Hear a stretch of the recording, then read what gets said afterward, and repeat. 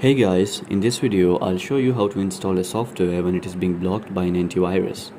Here I'm using a McAfee antivirus and now I'll try to install the software of Format Factory.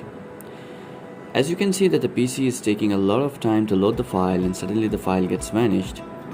This happens due to the antivirus identifying the software as a virus. Now to install the software, first you have to go to McAfee antivirus and open the Quarantine Items tab.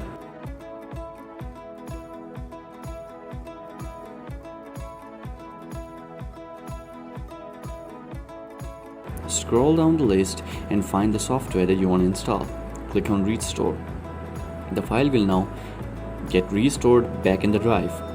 After doing this, right click on the McAfee icon and head over to Change Setting and then Real-Time Scanning. A new tab will open now. Click on Add Exception and select the Format Factory file. This will exclude the file and McAfee will not interfere with it. Go ahead and install the software.